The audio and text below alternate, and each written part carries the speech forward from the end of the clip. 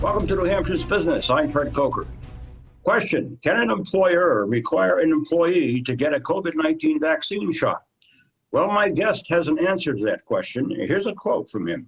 Given that COVID has already created great strains on employers, many have asked if employers can require their employees to take the vaccine.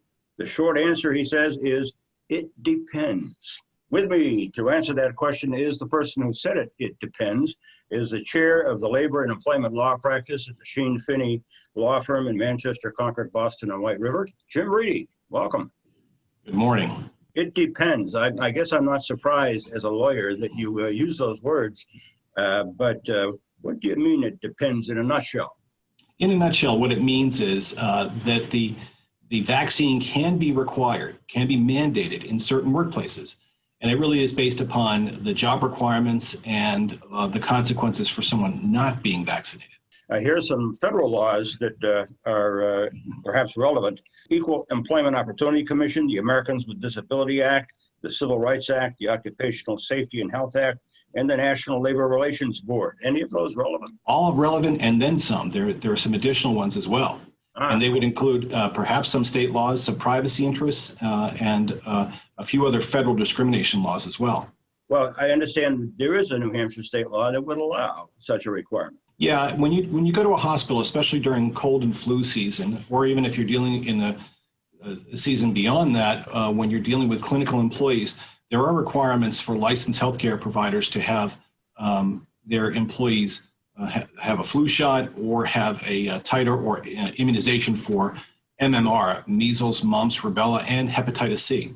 But it hasn't been triggered yet. Well, that's a normal requirement that comes up every year for purposes of healthcare providers, certain licensed healthcare providers. Then the question is, with regard to the COVID vaccine, whether or not that is something that can be mandated. Is an employee's consent required, and what happens if they object? So a part of it is we're dealing with just in the last week, the Pfizer vaccine has been approved by the FDA, and as of today, it looks like the Moderna vaccine is going to be approved by the FDA. That's through what's called an emergency use authorization, and with that, it is required that the person receiving the vaccine receive notice as to the vaccine and possible side effects, as well as the opportunity to opt out. So with that, there is consent.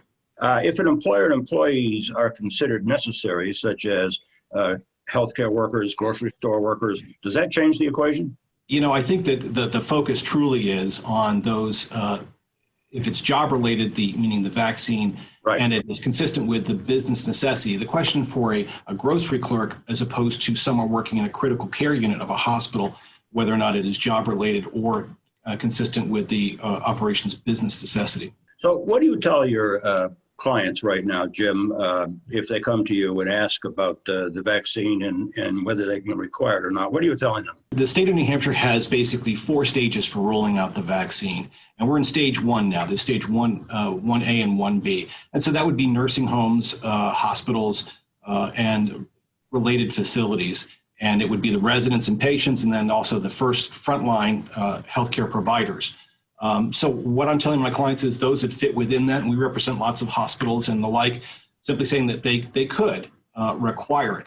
Now, the question is, even if they require it, can an employee opt out? And the employee could opt out based upon medical, disability, or religious grounds. And then the question is, what do you do when they opt out? And the answer is, it depends. How about the alternatives? If being unvaccinated represents what's called a direct threat to the employee or to coworkers or patients and the like, then maybe having the person work remotely, maybe taking a leave of absence, maybe removing them from an area in which they represent a direct threat into another area where there is no imminent threat. And the very last alternative would be termination of employment. But even the EEOC, the U.S. Equal Employment Opportunity Commission, says that should be the last resort.